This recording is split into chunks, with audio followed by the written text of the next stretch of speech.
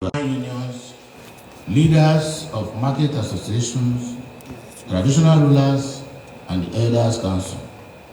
The goal has always been consistent: to render an account of our stewardship and receive valuable feedback. Returning to this honorable house to present this address is both necessary and very appropriate. As lawmakers, you are a critical part of governance and development. I'm proud to say that this house has been a dependable partner throughout. While we operate as separate arms of government, we have worked in genuine harmony and synergy, guided by our shared commitment to serve the people of Imo State. Whenever I enter this chamber, I am reminded of what it was once.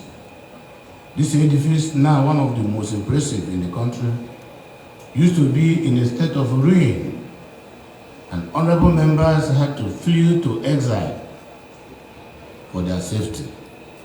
Today, it stands proudly restored with the state-of-the-art fittings. I dare say it rivals, if not surpasses, any state legislative complex in the country. It remains a signpost of the standards we have brought to governance, standards of quality, durability, and excellence. Similar standards are being upheld in every project we have embarked on. We will soon launch and commission the International Conference Center, which is almost completed, a standard that is even far above this present edifice. From the outset, our approach has been deliberate and strategic. We developed a roadmap and a governance framework that allows us to focus sharply on neglected areas.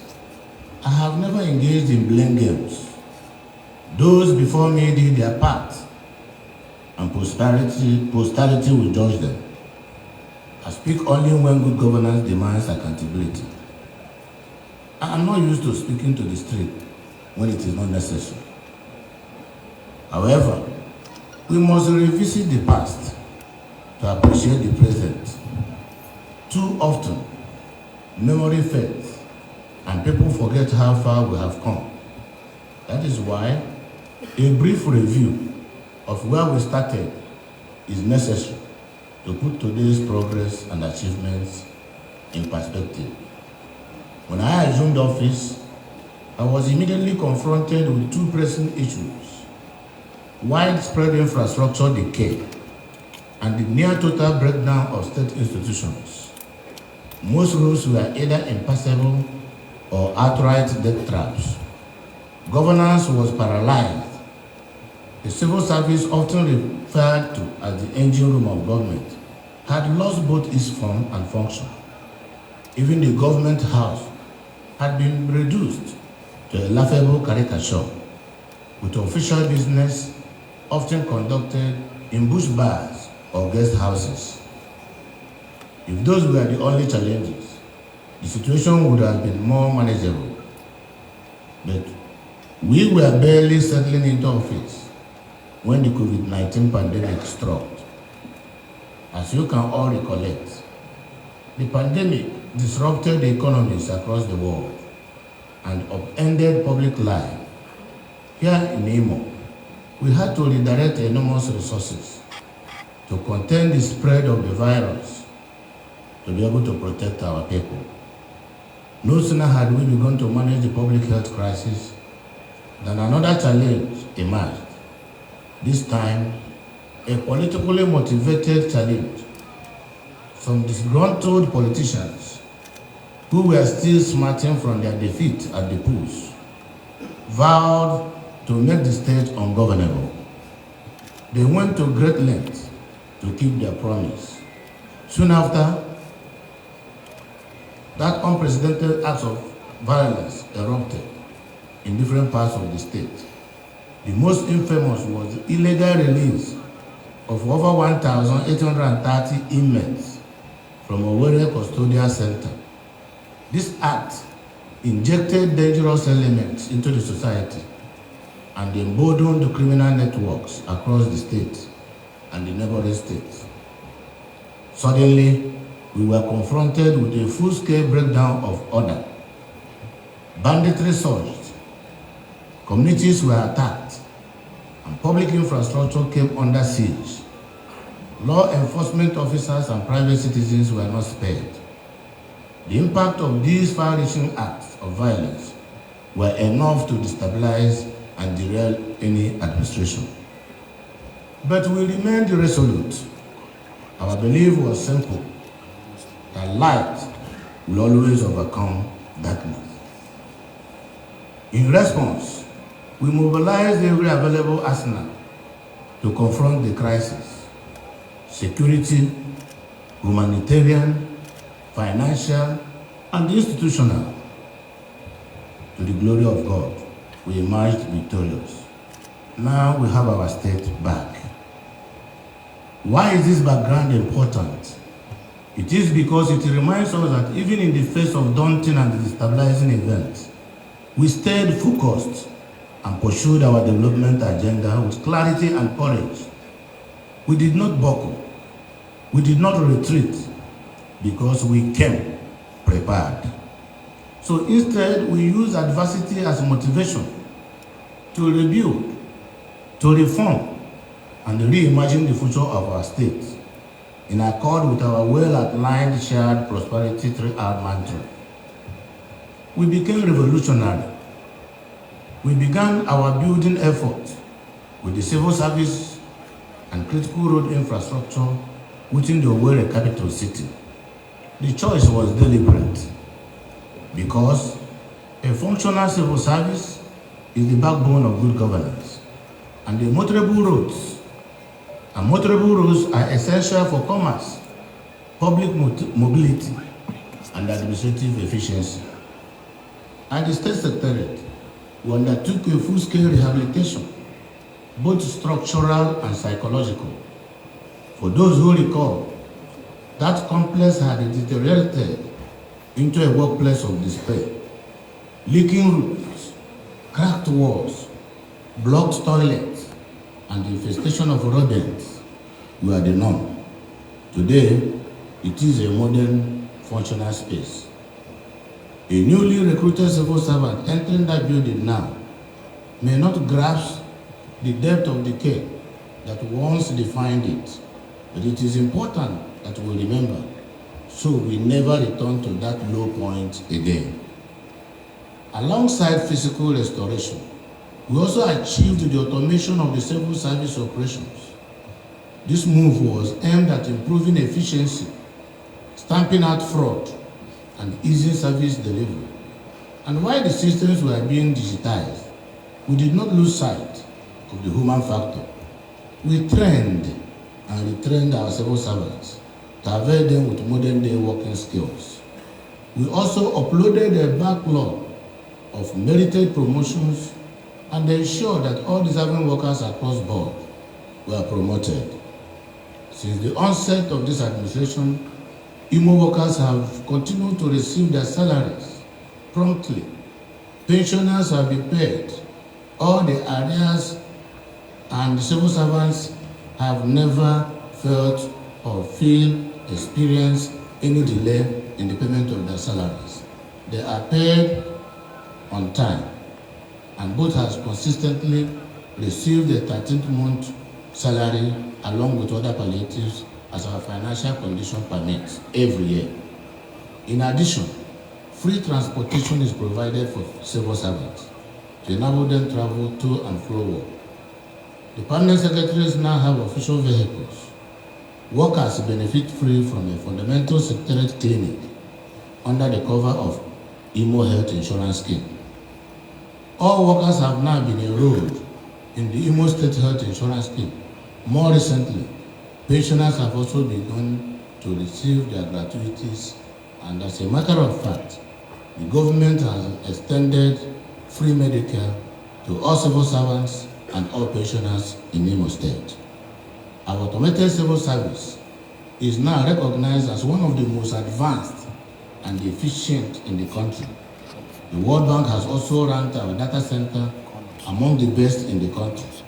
One of the biggest wins from this reform has been the elimination of payroll fraud.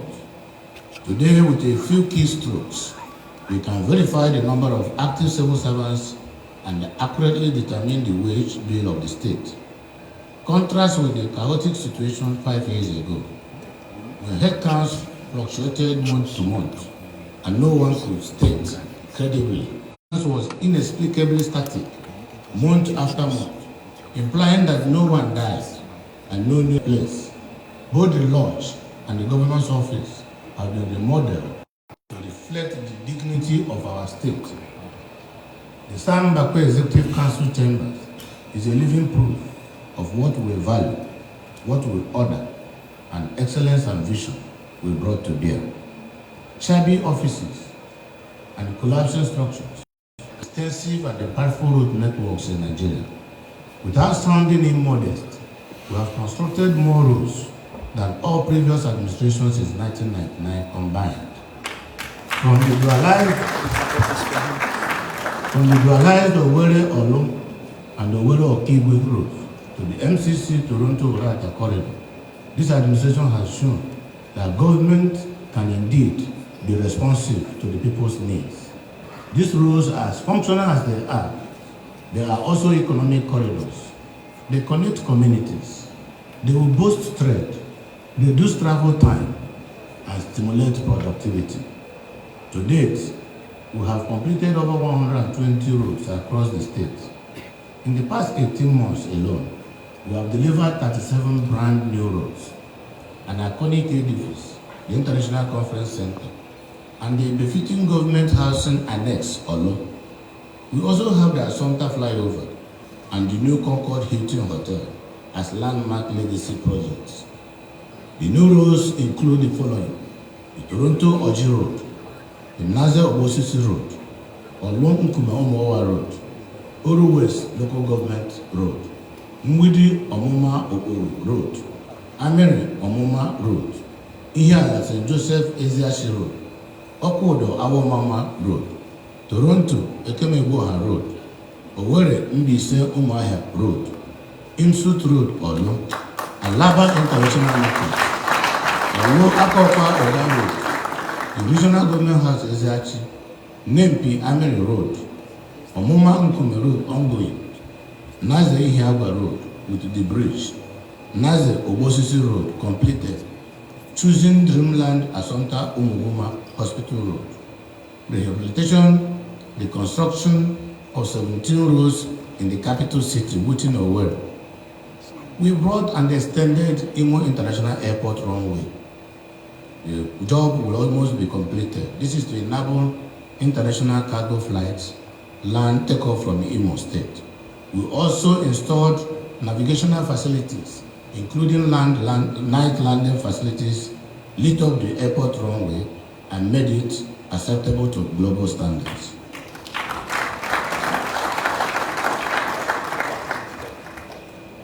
Several of these projects, such as the Owerri Mbise Obo Umuahia Road, the Assumpta flyover, the International Conference Center, and the Government House annex, are scheduled for formal commissioning by Mr. President Bola Ahmed Tinubu in the month of August. These events will not only validate our efforts, but also spotlight our infrastructure renaissance on the national stage. In addition to these delivered projects, we have awarded contracts for the construction and rehabilitation of several critical roads, bridges, and facilities across the state. They include the Alaba International Market Road, including street lines, solar borehole, and public toilets, comprehensive desilting, and the expansion of the flood control tunnel at Lake Mwebere, the construction of Ameri Junction Awomama Road, up to Ata in Njaba local government, construction of an additional 500 by 45 mm airport runway and overlay of the existing 2.7 km street, expansion of our Gidiamu-Ifeke Mwidi Junction corridor, 19 km, rehabilitation and asphalt overlay of Chukwumawoha Junction or G flyover to Amakohia flyover, construction of Naze Road, Timber Market intersection, and Sport Road Safety Office. Complete asphalt overlay of Okodo Awomama Road. Engineering, procurement, and construction of modern bus terminals at Naze and Central Area Onisha Road. We have all these modern bus terminals with 232 bus stops across Imo State under our new Imo Mass Transit program. Mr. Speaker, honorable members, you will agree that we are not relenting in our commitment to providing our people with enduring infrastructure. As Chinyere aptly captured in the title of one of his novels, it is morning, yet on Creation Day. When our work is complete, Imo would have crossed a point of no return in her march towards economic transformation. To eliminate any doubt about these projects, we have them fully documented with location, specifications, progress status for public verification. You may have witnessed as regarding not just the number, but the quality of infrastructure in Imo State. It is intentional, and that is where we should belong. Notably, the management of Niger Delta Development Commission, NDDC, told the state recently to elaborate further. This is the level of credibility we have restored in the state. As a matter of fact, the NDDC has offered to light up every road done by us under this program. The Were Road now is in partnership with NDDC. We will do the road and they will do the street lights. As I've said before, we will not rest in our earth. We will continue to build, we will continue to connect, and we will continue to uplift our people. One road, one bridge, one corridor at a time. In education remains the foundation of any sustainable society. That is why we took deliberate steps to reposition this sector from the very beginning of our administration. When we assumed office, the situation in our education system was dire. Teachers were demoralized due to months of unpaid salaries and years of delayed promotion. Institutional materials were also scarce. Our flagship institution, the Imo State University, was not left out. It had lost a number of both staff and students, and academic standards were in free fall. To reverse this decline, we began by rehabilitating 305 primary schools, one in each electoral ward. We followed this up with similar interventions at the secondary level, where we not only renovated classroom blocks and constructed new ones, but also equipped science laboratories and restored functionality to libraries. To further motivate teachers and ensure retention, Imo became the first state in the Southeast to extend the retirement age for teachers from 60 to 65 years. The result of these reforms is evident. Imo students now consistently ranks among the best in national examination, in NECO, in WAEC, and JAMB alike. The improvement in outcomes speaks to the scale of our investment. Honorable members, I invite those of you serving on the Committee on Education to visit these schools and see the impact we have made for ourselves. At the tertiary level, Imo stands out as one of the few states successfully funding 5 institutions simultaneously. We have Imo State University, Owerri, K.O. Mbadiwe University, Ogoko, University of Agriculture and Environmental Sciences, Umuago, Imo State Polytechnic, Beno Wajimogu College of Education, Ihitobo. Mr. Speaker, honorable members of the House, it gives me a great joy to announce that Imo State has now a brand new federal university from the federal government. I want, on behalf of the government and people of Imo State, thank President Bola Ahmed Tinubu for this magnanimity, not only in signing the bill, but in also supporting and approving a take-off grant of that university to the tune of over 30 billion naira. This is no small feat. With this development, Imo now proudly hosts 5 public universities, an unprecedented milestone in our educational journey. We give God the glory. Worthy of note is that all the state institutions have achieved 100% accreditation in their academic programs. Admissions are regular, learning is uninterrupted, the quality of instruction is always improving. Beyond physical infrastructure, we have strengthened the system through strategic partnerships and staff development. The key achievements in this aspect include training of over 1,500 teachers across 15 local governments on family life and health education in partnership with UNESCO, procurement of over 736 tablets to improve digital record keeping in basic education schools, participation in international capacity building with UEC leading to the training of key staff on education, management information system, both in Rwanda and the ones that they did locally. Establishment and the equipping of an ICT unit with full internet capability, distribution of laptops to all the local government areas to support digital data reporting, construction of a modern library in Imbiri fitted with 150 computers and internet connectivity via MTN to serve as a JAM CBT hub, establishment of a fully equipped electrical electronics workshop and renovation of 6 classrooms and a 6-room toilet facility with gender separation, provision of a new 40-seat library with current textbooks and a computer lab at Chinyere Girls Secondary School, Owerri, complete with over 20 computers, printers, routers, and internet access. These interventions are not scattered acts of goodwill.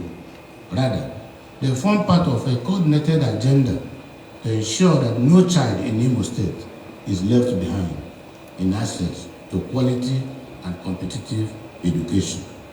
In the health sector, Mr. Speaker, we approach the health sector with the same urgency and commitment that guided our education reforms, because access to health care is considered a fundamental right in modern societies. One of our earliest interventions was the recovery of Imo State University Teaching Hospital, Olu, which at the time was more of a mortuary than a hospital. Accreditation had been withdrawn, equipments were obsolete, staffing was almost non-existent. Today, that narrative has changed. IMSUT now houses ultra-modern medical equipment and is manned by qualified specialists across departments. For 4 consecutive years, it has produced new set of medical doctors, restoring the institution's core purpose. To complement IMSUT, we worked with the federal government to upgrade the former Federal Medical Center Owerri to a university teaching hospital, a secondary tertiary health facility in the state. Our next step was the decentralization. We began by rehabilitating 305 primary health care centers, 1 in each electoral ward. The centers now serve as first contact clinics, offering essential services in rural areas. To further bridge access gaps, we introduced mobile clinics in hard-to-reach areas, providing Medicare at no cost to underserved rural populations. We have also rehabilitated and equipped general hospitals in select local government areas. These now serve as referral centers for the world-level clinics. Our plan is to have at least 1 functional and well-equipped general hospital in each of the 27 local government areas of Imo State. The feedback from the field has been very encouraging, especially with the rollout of Imo State Health Insurance Scheme. With this scheme, no Imo man or woman should be denied health care due to cost. Presently, all the workers in our civil service, local government areas, and pensioners are under free medical care provided by the government. We have signed a memorandum of understanding with reputable foreign technical partners, including Siemens, Canon, General Electric, for the manufacture of medical equipment to equip all our hospitals, maintain and service them. As part of this partnership, He will also provide expatriate medical doctors, nurses, and midwives for an initial period of 18 months to support our hospitals and medical schools with the skilled manpower they need, so that within these 18 months, it is expected that our own homegrown doctors would have perfected the profession. We also restored accreditation for our 3 schools of nursing and midwifery in Abombise, in Awomama, and Amibo, which had lost accreditation due to poor facilities and underfunding. With fresh investment, these institutions are now graduating trained nurses and midwives, contributing to the healthcare delivery across the state. Through collaboration with the federal government and the international partners, we have achieved further milestones. A 100-bed mother and child hospital was recently completed and handed over to us, commissioned by the wife of Mr. President in our Mama, courtesy of the Office of the Senior Special Assistant to the President on Sustainable Development Goals. IMO recorded best in-country indicators in stillbirth reduction, immunization coverage, and antenatal care, as confirmed by the Health Sector-wide Joint Annual Review Journals. During the recent diphtheria outbreak in Abombise, we responded promptly, mobilizing funding and medical supplies within days to bring the situation under control. Other notable interventions include launch of a comprehensive health insurance program, now covering over 437,435 residents, including all the state and local government civil servants and pensioners. Management of over 435,000 clinical cases across the 305 INEC wards in Imo State, using both public and private facilities. Our intention is to strengthen our public health facilities to be in position to compete, if not surpass, private hospitals. Free healthcare services for all civil servants and pensioners under the Imo Care Initiative. Over 2,000 assisted deliveries, mainly cesarean sections, successfully carried out through a rapid response referral network. Ongoing enrollment of 2.7 million Imo residents, 100,000 minimum per local government, into the Imo Care Scheme program, targeting the informal sector and ensuring that no one is left behind in our universal health coverage goal. A new memorandum of understanding that gave back to Heartland Corporation to reshape primary care delivery using Imo Model Health Facilities Framework. Through this effort, we have not only expanded healthcare access, we have rebuilt public trust in the system. More mothers now deliver in safe facilities.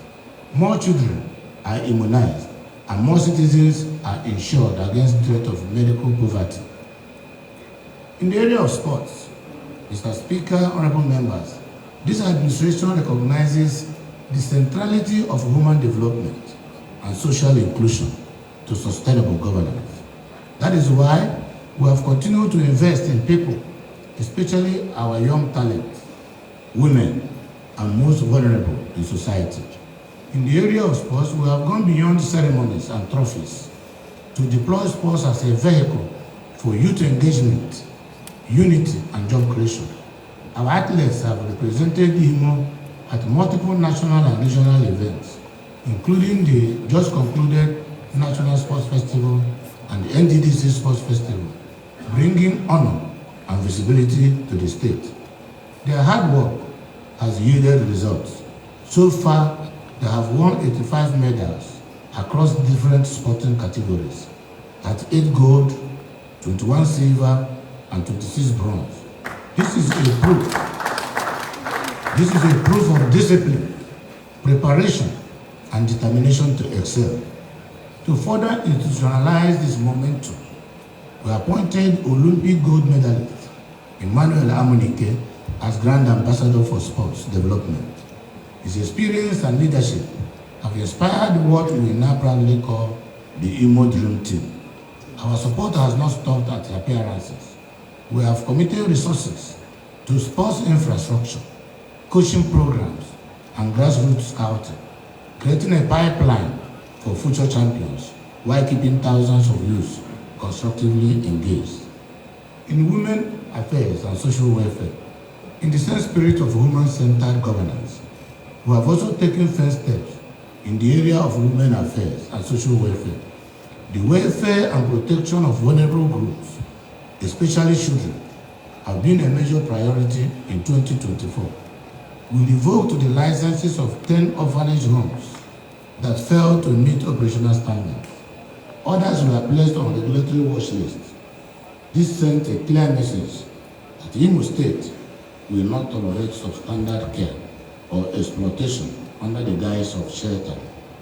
At the same time, we continue to support over 35 compliant orphanage homes and NGOs, assisting them with license renewals, training and supervision to ensure their services meet national and global expectations. Our efforts extend to combating gender-based violence in all its forms, from child defilement and physical assault to emotional abuse and economic deprivation. Survivors are receiving legal, psychological, and economic support as part of a coordinated response framework. We have also expanded our empowerment initiatives, most recently disbursing cash and food items to over 1,000 women, including widows, petty traders, and persons with disabilities across all the 27 local government areas. These interventions are not mere seasonal gestures, but structured steps towards social protection and dignity. More broadly, our approach to welfare has been inclusive. We continue to improve healthcare access for the elderly, provide economic support where needed, and involve women in all tiers of decision making. Women organizations now play an active role in stakeholders forum and state level planning. This is what it means to build a society that works, not just for the powerful, but for everyone. We are creating an Imo where talent is nurtured, where the vulnerable are protected, and where no voice is left unheard. Digital economy and e-governance. Mr. Speaker, honorable members of the House, distinguished stakeholders, in line with our digital economy and e-government in Nigeria, that move has repositioned Imo as a national leader in digital transformation.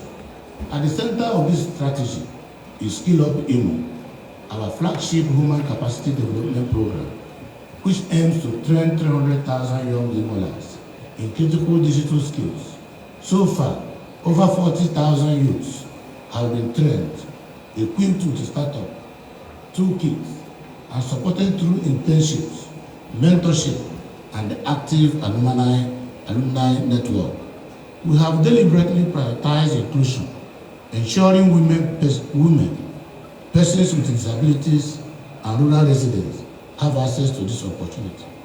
Beyond training, this program is about livelihoods. Through platforms like the Tech School Fair, Freelancing Hub, more than 1,000 graduates have been secured remote jobs. Others have launched viable business lines here in Imo, reversing the migration trend to urban tech hubs like Lagos and Abuja, now deciding to settle in Imo State to do their businesses. Key industry partnerships have amplified these efforts. As we speak, UNDP of the United Nations collaboration has placed over 1,000 skill-up graduates in long-term employment. An MOU with European Digital SME Alliance has enabled qualified Imolans to work with international technology firms. Our $15 million investment agreement with the U.S. Market Access Center, USMAC, marks the first subnational partnership of its kind in Nigeria, driving startups, incubation, investment, and global integration. Our graduates are powering a wave of local innovation. New ventures, such as WriteUpGig.com, siliconafrica.org, discourse.com, Adminting, SM First, Styling AI, Base Tech Hub Limited, KEF1, Suzy's Graphics, and others are creating jobs and also shaping a sustainable startup ecosystem in Imo State. Imo is building an economy. Multinational corporations, including Microsoft, Coca-Cola, and Nigerian Communication Commission, have embraced the Imo Skill Up program model through public-private collaborations, bringing digital innovations to agriculture, healthcare, and education. We have massively expanded high-speed broadband access across Imo, partnering with Heartland Fiber Optics, Airtel, MTN, and IHS towers. Today, we have 5G coverage in several local government areas, a milestone in digital inclusion. I am very proud to announce to you that our flagship digital infrastructure project will soon be delivered, the Imo Digital City Limited, in collaboration with our foreign partners, is establishing the first ever Artificial Intelligence Institute built by a subnational government in Nigeria. This institute will focus on advancing research on artificial intelligence, promoting AI education, driving AI development across the country. It will also serve as a hub for nurturing AI-driven startups and groundbreaking research. Already, leading international technology institutions are set to partner with Imo Digital City Limited for collaborative AI research, innovation, and capacity building. In a 21st century economy defined by internet, artificial intelligence stands as the most transformative innovation instrument. The establishment of this institute within the Imo Digital City is therefore both a technological milestone and a socio-economic game changer, as it will attract global and local investments, open up thousands of digital job opportunities, and further equip Imo youths with the skills needed to thrive in an emerging AI-driven economy. With this bold initiative, Imo is not passively adapting to the future. We are helping to define it. Furthermore, we have introduced a robust e-governance framework to make public service smarter and more efficient. This includes full electronic data management system across all MDAs, digital identity cards for government officials to enhance accountability, a soon-to-launch My Imo app that will centralize access to government services like tax payments, permits, and program enrollment. A single window portal now integrates government to government, government to business, and citizen services, eliminating all bottlenecks.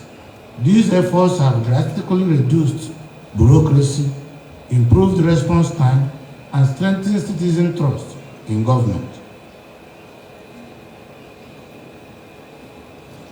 In partnership with the National Identity Management Commission, NIMSI, we rolled out free new enrollment drives, bringing thousands of Imo people, especially in rural areas, into the digital ecosystem.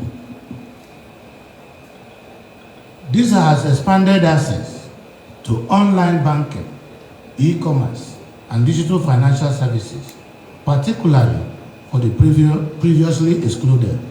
Our pioneering efforts earned Imo a seat on the Presidential Council on Digital Economy and E-Government, one of the just 5 states selected nationwide. This recognition shows our commitment to policy domestication and execution.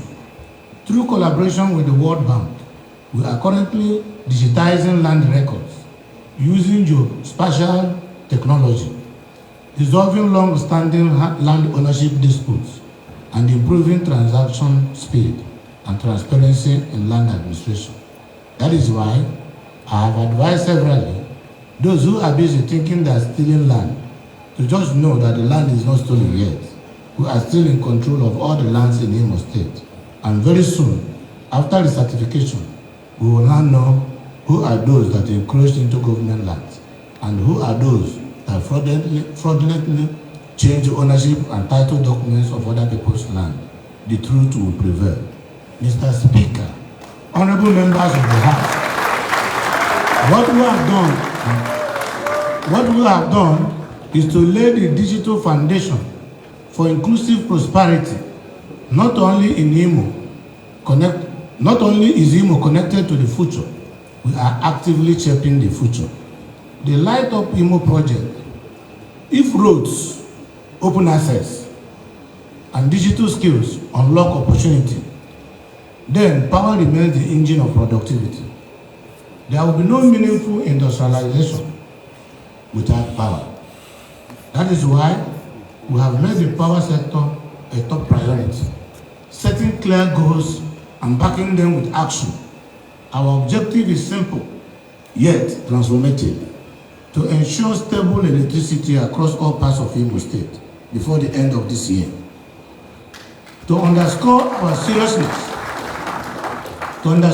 seriousness, we established the Ministry of Power, a dedicated structure to drive what we have christened the Light Up Imo project.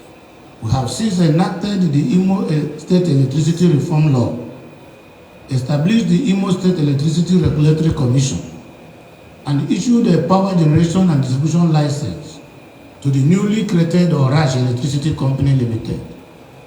In partnership with all the 27 local governments, we signed a memorandum of agreement with Orash Electricity Company Limited to deliver power across the state. That agreement is now being implemented. But we did not stop there. We have awarded contract for the upgrade and development of transmission and distribution infrastructure, beginning with phase 1 of the project. Through the Presidential Power Initiative, we also attracted some support and electricity infrastructure into Imo State. We have reactivated the Okigwe transmission station, and work is ongoing for the deployment of a system station to Olo, and it is designed to energize a 2x60 MVA, 132 to 33 kV line substation. The line route has been cleared. Tower foundations completed. Materials from China are expected in July. Once the towers arrive, we estimate 6-month timeline to commissioning. Upon completion, this line will significantly improve power supply to Olo, Oruklan, Nkwere area, Wangele, and the Idato North and South.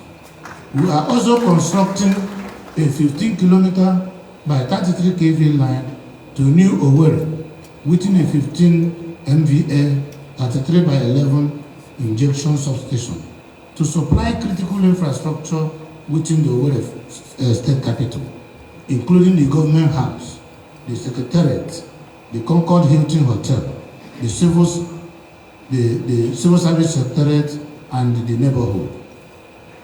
Mr. Speaker, honorable members of the House, these equipments are scheduled to arrive this July. Commissioning is expected shortly thereafter.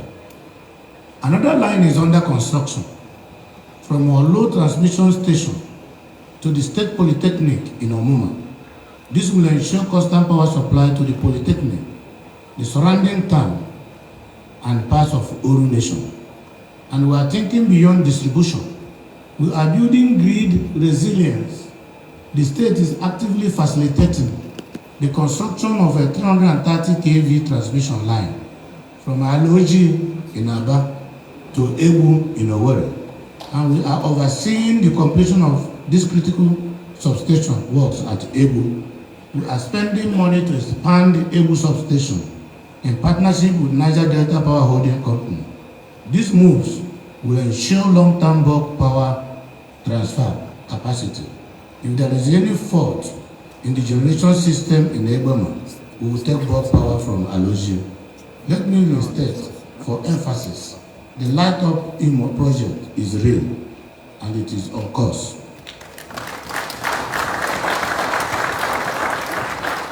Already we can see the promise it holds.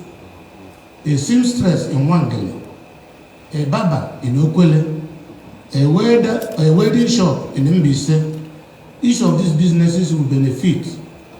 Micro and small enterprises will flourish. Cottage industries will spring up. Investors will follow the power lines and settle where there is guaranteed supply of light. Because when a state has steady power, clear roads, skilled youth, and pro-business policies, it doesn't beg for investment. It becomes the destination of choice for investors. This is the Imo we are building, and we are building it with clear intentions and spirit. In the physical space, Mr. Speaker, a state cannot develop sustainably without a sound fiscal base. This is why our administration has pursued reforms that not only increase revenue, but also attract investment and enhance transparency. We took deliberate steps to improve the ease of doing business in Imo State. Through the successful implementation of the State Action on Business Enabling Reform (SEBA) program, we repositioned our business environment and earned national recognition. Our World Bank Ease of Doing Business ranking improved dramatically from 33rd position we met in 2021 to 13th position in 2023. This progress indicates not just infrastructure improvements, but systemic reforms. We reviewed and enacted business enabling laws, issued executive orders, and digitized procedures. Notably, we signed an executive order on the right of way, facilitating investments in fiber optic infrastructure. Another executive order establishing a framework for responsible and inclusive land-intensive agriculture, protecting both investors and host communities. We strengthened the public-private partnership law, allowing structured collaboration with the private sector. As a result, our development partners have shown increased confidence in the Imo economy. The World Bank recently released $4 million on our SEBA performance disbursement after we achieved 100% of our prior year reform targets. To support these improvements, we built a modern digital revenue system. The introduction of revenue management system has transformed how we collect and monitor revenue across MDS. Today, tax assessment notices, vehicle documentation, payment receipts, tax clearance certificates are all issued electronically, and their authenticity can be verified instantly online. This has drastically reduced leakages and manual bottlenecks. The impact is visible. Our monthly internally generated revenue has grown from the paltry 400 million naira we met in 2020 to now over 4 billion naira a month in 2024. An increase of about 500%. This performance gives us the physical breathing room to invest in infrastructure and services, even as federal allocation continue to look up. We are not stopping there. The Imo State Internal Revenue Service is now preparing for collaborative audits with the Federal Inland Revenue in alignment with the national tax reform. This integration will further boost compliance and expand our revenue base. Importantly, our digital reforms have also created jobs through electronic ticketing and digitized market revenue collection. We have created income opportunities for nearly 1,000 Imo citizens, turning public sector reform into grassroots economic value. This is how we govern, building systems, eliminating waste, growing revenue, and ensuring that the benefits touch the lives of our people. Finally, I am pleased to report that our administration has also reduced the state debt profile, which we met in the year 2020 at 259 billion naira. In 2020, we have reduced the debt owned by Imo State when we come on board to a paltry sum of 99 billion naira now in 2025. This reduction of 60% is a clear signal of prudent financial management to restore dignity to our economic system. We were looked at as a state that was not solvent, but now bankers and creditors are pursuing us to borrow. But I can assure you, we will not borrow for now.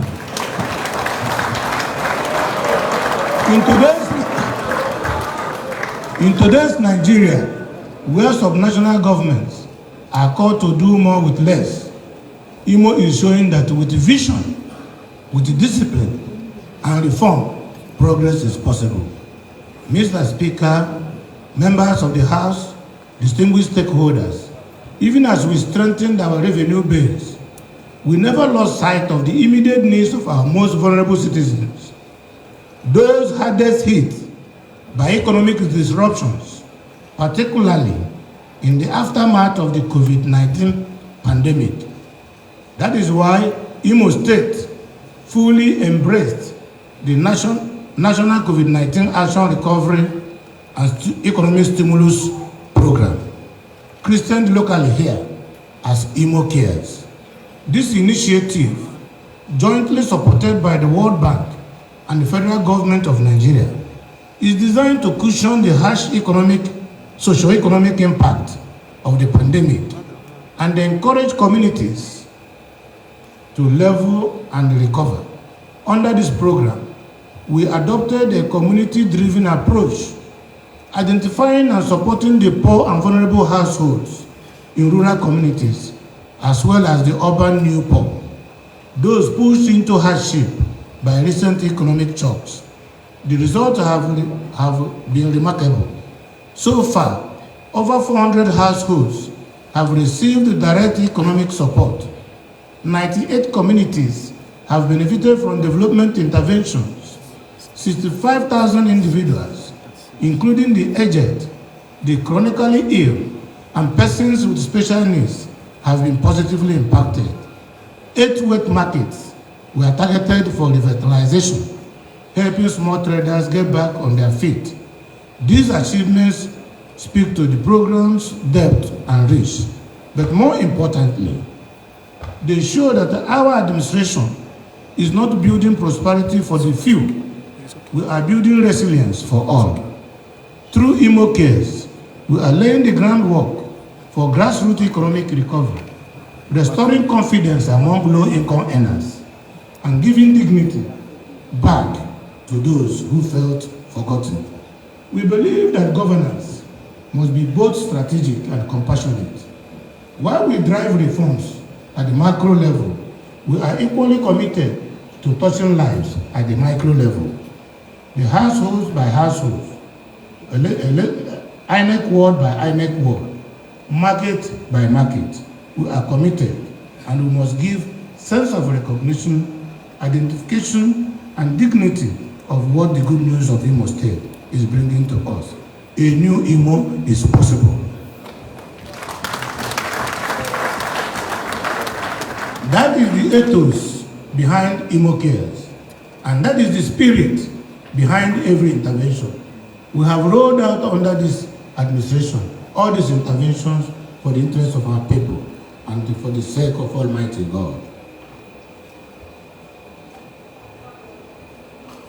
Housing remains a critical component of our infrastructure, not just for shelter, but for institutional development and investment appeal.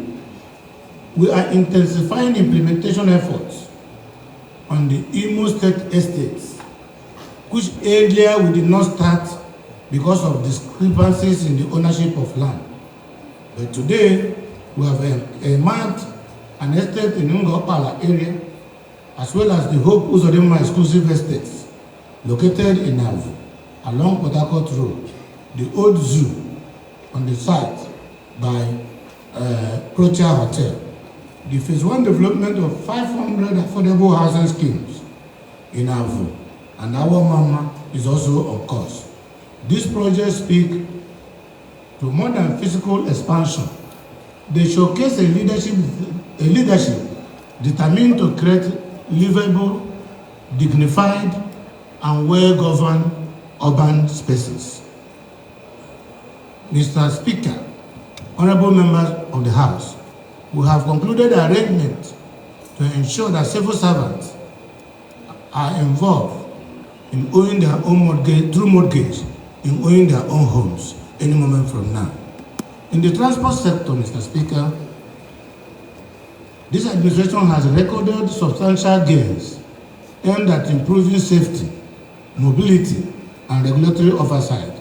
I am therefore pleased to inform you that through a public-private partnership, we are establishing a new transport chain known as the Imo Heartland Mass Transit Program.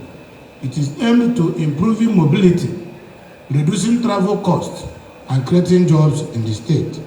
Contracts have already been awarded, and contractors have been mobilized to site. The project includes 3 mega bus terminals located at Ebu Road, Onitsha, and Naze Road, along with 256 bus stops strategically placed across the state. Our mass transit will take students, civil servants, pensioners at no cost to them. And the bus stops will extend up to Okigwe, up to Olu, up to Werenta, up to Mbise, Obu Junction, all the boundaries of Imo State. There will be bus stops, and that is why we are ensuring that we have quality access routes to these destinations. This shows our commitment to modernizing public transport infrastructure and restoring confidence in government-managed mass transit system. To enhance urban traffic flow, we have upgraded and expanded the use of modern traffic control lights across the state capital, reducing congestions and improving pedestrian safety. I am aware that the current construction of Assunta flyover has caused some inconveniences to the users of that road, that I crave their indulgence and beg that they bear with us. In a few weeks' time, the bridge will be completed and the road and the traffic will fully resume. In a further push for security and order in the transport ecosystem, we have instituted a comprehensive biometric registration system for commercial vehicles. This includes the full registration and fleet management of buses and taxis operating under the Taxi Imo and Bus Imo in Imo State. We are also making progress in extending this biometric regulation to motorcycles and tricycles to ensure that all operators are accounted for and that the operators are also known in the system, as passengers that are always being molested and humiliated will be able to have a way of getting back to those who are not patriotic.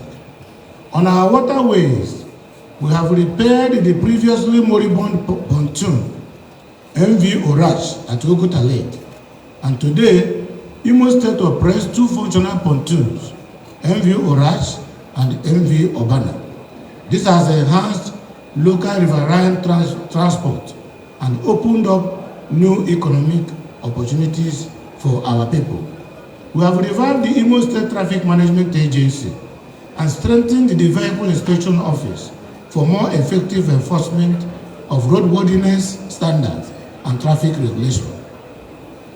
Step by step, sector by sector, we are restoring structure and modernity to the transportation system in Imo State. Agriculture. In the agricultural sector, this administration has made deliberate and sustained efforts to harness our comparative advantage and revitalize critical institutions. Within my first year in office, we resuscitated Adapam Nigeria Limited, which had remained moribund for over 15 years. That singular action reopened a vital industrial artery, creating jobs for our people, restoring livelihoods for palm oil producers, and stimulating the economy of the host community and beyond. The ripple effect across the palm value chain has been significant. We also revived the Acharubo farm settlement in Emekuku creating further employment opportunities and boosting local food systems. To strengthen food security, we signed a memorandum of understanding with a Middle East company, Chantel Group, on the restoration of Ocharugbo farms and some moribund industries in Imo State. Chantel Group is noted for diversified disciplines ranging from shipping, power, agriculture, manufacturing, agro-businesses, heavy-duty equipment, procurement, among others. The MOU empowers Chantel to make Ocharugbo farm located in Emekuku, Owerri North local government area, functional and a going concern as far as livestock production is concerned, with development of its value chain. They will take over livestock production and expansion at Ocharugbo farm, with plans to develop poultry, piggery, and other livestock operations, while also installing a 400 metric ton fertilizer plant on site. We have also consistently supported our farmers by providing improved seedlings, fertilizers, and other essential inputs at subsidized rates. In line with our natural endowments, we have intensified the distribution of improved Chinyere palm fruit varieties, enhancing both yield and income for smallholder farmers. Our intentions are not only feeding homes, they are building wealth in our rural communities and positioning Imo State as a serious player in the agricultural renewal. Our environment. On the environmental front, we have redoubled our commitment to restoring Owerri's reputation as the cleanest city in Nigeria. The adoption of balloon technology at the Chukwumamoha MCC axis has put an end to perennial flooding in that corridor. We have replicated this flood control method at the Amakohia axis, ensuring safer streets and longer-lasting road surfaces. But infrastructure alone is not enough. I call on you once again, you residents, to join us in maintaining the aesthetic integrity and cleanliness of Owerri. A clean environment is not just a government responsibility. It is a collective civic responsibility and duty that citizens should cooperate with government to make the city clean. Mr. Speaker, honorable members, I wish to also briefly touch on developments in the Ministry of Lands. As you are aware, the land administration system in Imo had been long riddled with irregularities and abuse. Previous administrations allocated lands in questionable ways, often at the expense of due process and public trust. To correct this, the report of a commission of inquiry on land use and allocation, came up with far-reaching recommendations, and we took both steps by setting up an automated land administration system approved by the World Bank to be able to also implement some of the recommendations of that commission of inquiry. We have also ensured that many illegally acquired lands will be returned to their rightful owners in line with the Commission's recommendation. I therefore appeal to you and for your continued support as we work to sanitize our land administration system and restore confidence in this critical sector. People are quick at bringing out documents, but 99% of the documents they are bringing are either forged or fake, and they use this to encroach into both government lands and the public lands.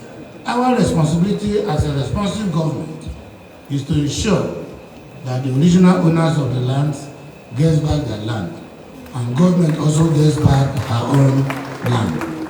As you are aware, one of our enduring legacies is the restoration of Statesman newspaper. From day one of my administration, we revived the moribund newspaper and made them a daily newspaper. It has remained so till date. I'm happy to inform you that statesman now has a presence in Abuja, the capital of our country. It will be about the only state-owned newspaper that has presence in Abuja today. Our digital revolution will soon hit the Imo Broadcasting Corporation. We have concluded plans to completely and comprehensively digitize Imo Broadcasting Corporation and position it as a preferred destination for lovers of radio and television, both in the country and beyond. We are making arrangements to include IBC, Imo Television Service, in the DSTV network. Local government, Mr. Speaker, honorable members of the House, in fulfillment of my earlier promise to the people of Imo State, we have successfully conducted local government elections in the state. As I had assured, the elections were held once the security situation improved, and to the glory of God, the elections were peaceful, free, fair, and credible. Today, democratically elected chairmen and councillors are independently managing the affairs of the 27 local government areas across the state. That is how democracy should function, rooted not only at the center, but also at the grassroots. I urge you, as representatives of the people, to actively monitor their performance and hold them accountable. As we know, local government is the closest tier to the people, and its effectiveness reflects directly on the quality of governance we all aspire to uphold. I must place it on record that President Bola Ahmed Tinubu has shown the kind of political courage we rarely see. Through his renewed hope agenda, his administration made two audacious game-changing moves from the start: the removal of fuel subsidies and the unification of the foreign exchange market. These decisions were tough, but they were necessary, and they have made a huge impact. For states like Imo, the result is amazing as more funds reach the federating units. And without physical space, we've been able to move faster and further. Roads that appear impossible to build, like the dual carriageways connecting our major towns to neighboring states, have been constructed and completed. It is because of these economic preservation policies of President Bola Ahmed Tinubu that have made it possible for states and local government to receive enhanced federation allocation into our purse. So for us in Imo, this alignment between federal reforms and state-level delivery is unlocking the kind of progress that speaks for itself. I have seen how excited Imo people are when they see the road leading from Owerri, Mbiso to Umaya, from Owerri to Okigwe, from Owerri to Olong, and all the infrastructure we are building. The jubilation and the enthusiasm has been unprecedented, but they were made possible because of the enhanced budget allocation we are getting, courtesy of the policies of President Bola Ahmed Tinubu, GSSRS.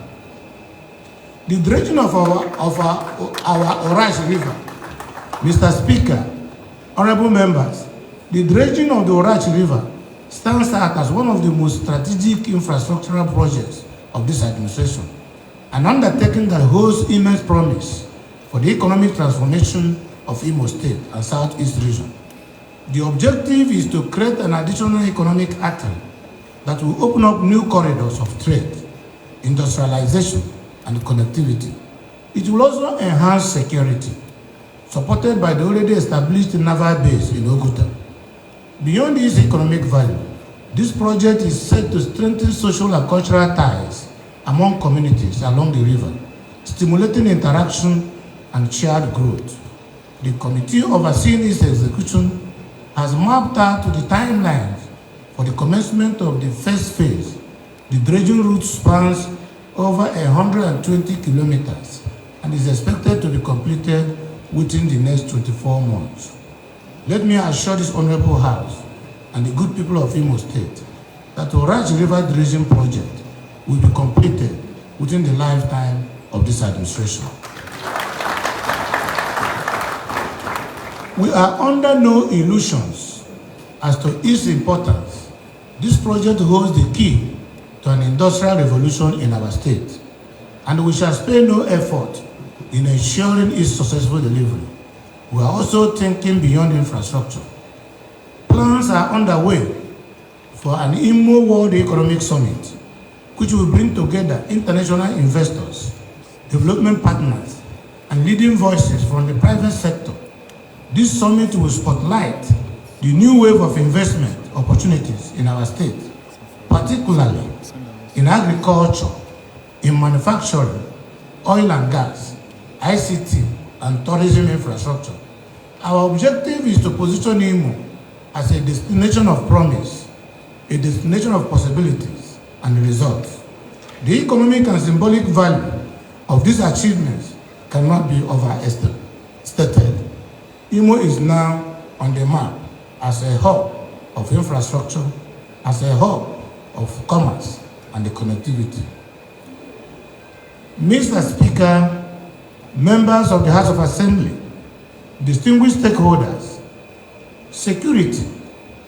As we continue to create an enabling environment for investment and development, we are fully conscious that security is foundational.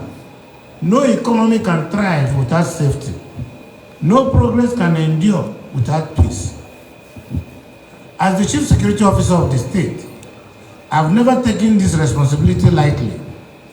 You are all aware of the troubling period when our state was targeted by politically motivated insecurity, marked by banditry, violence, lawlessness. But we did not fold our arms. We acted resolutely and collaboratively through sustained partnership with the federal government and security agencies.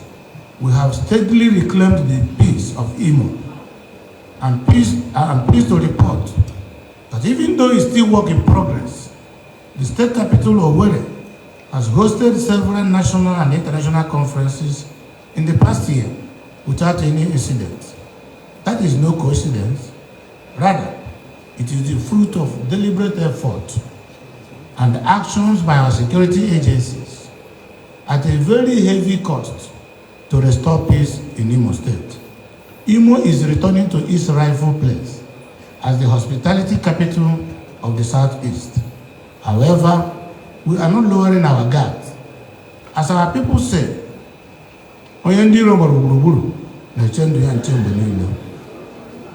he who is surrounded by enemies must stay ever alert. I have therefore directed all stakeholders to support security agencies with timely, credible intelligence, and I recommend and commend those already doing so.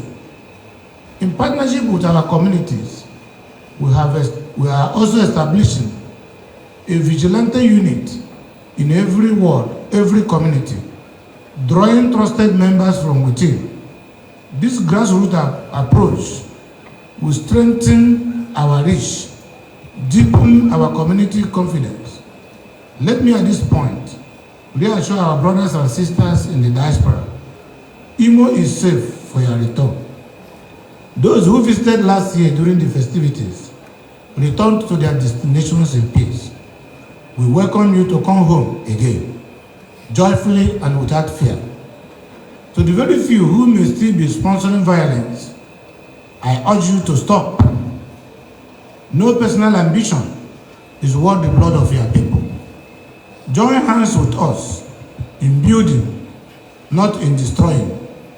The land we can all call our own is Imo State.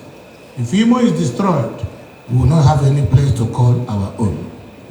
With the continued support of the federal government, security forces, and our vigilant citizens, I am confident that Imo State will never return to the proverbial Egypt.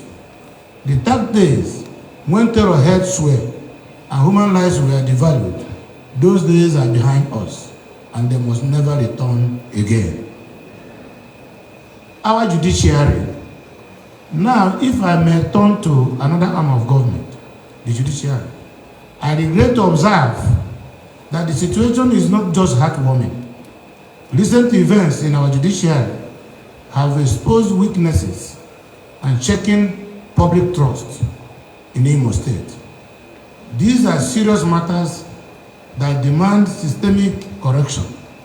That is why I am committed to working closely with all the relevant stakeholders to cleanse the system, restore its dignity, and reaffirm judicial integrity. Together, we will take these necessary steps, and the Imo will be better off for it. Furthermore, we will continue to uphold the rule of law and rebuild trust in every public institution. We will respect all regulations. We will recognize and respect all regulatory agencies. We will follow the rule of law, but we must also protect the interests of our people. Mr. Speaker, honorable members, distinguished stakeholders, from all I have outlined in this address, it is evident that the new Imo we envisioned is not a distant dream. It is our reality. Yes, the Imo I promised you in my inaugural address on January 15, 2020 has come to life. We have moved from an analog structure to a digitally driven state. Physical transactions are now automated, digital aspirational. They are mainstream. Imo is fast becoming Nigeria's digital capital. We are witnessing an Imo, roads, modernized infrastructure, revitalized public facilities, a reinvigorated civil service, operating in a modern workspace, and the promise of 24/7 electricity, with economic expansion on the horizon, powered by the Atlantic Access Project. Yes, our new Imo is here, to the glory of God. This is the Imo we have collectively labored to build, and I'm proud to affirm today, Imo is on the rise, safe, ready, and open for businesses. Mr. Speaker, members of the Honorable House, this distinguished House, distinguished stakeholders, I am reliably informed that across Mbise and Obo, citizens are rejoicing daily over the completed Clown Road, the first of its kind in that axis. I hear motorists are already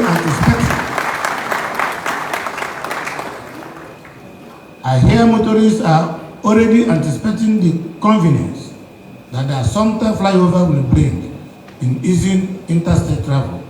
I have also learned that the Emmanuel Iwenyo International Conference Center is now drawing curious visitors and admiration, not only for its purpose, but for the architectural wonder it represents. And even ahead of its full reopening, the transformation of Concord Hotel into Concord Hilton is generating excitement and pride among our people. What of the recently commissioned Ano gas processing plant? These are just a few of the legacies we are leaving behind. To me, they are not just projects, they are signposts of progress. They are redefining our physical and economic landscape and heralding a new Imo that is confident, that is connected, and that is competitive. Mr. Speaker, honorable members, I must not close this address without expressing my profound appreciation to you and this honorable House for your steadfast partnership. Your support over the last 5 years has been instrumental to every milestone we have achieved. Your commitment to development and the people mirrors the core values of this administration. Permit me to also congratulate this House on your 2nd anniversary. The Imo electorate chose wisely, and they deserve the very best. Please be rest assured that the executive branch will continue to support your work, collaborate with you where necessary, to deliver more dividends of democracy to our people. From the foregoing, it is clear that Imo is in a good state of health. We are making progress in virtually all frontiers, by which development is measured. We should be proud of where we are as a state, while mindful of the fact that there is still work to be done by all of us. As we build on the momentum we now have, and we know Development should not be left to the government alone. We want to encourage public-private partnership. We invite our private sector people and practitioners to see Imo as a destination they want to come. Let me close this address with a firm assurance to Imo people that our state is safe, our state is caring, and our state is in the competent hands of experienced, honest, accountable, ambitious leadership. I have never been more optimistic about the future of Imo State. And trust me, when I say that, it is morning, yet on Creation Day. Thank you for your attention. May God bless all of us. May God bless Imo State. May God bless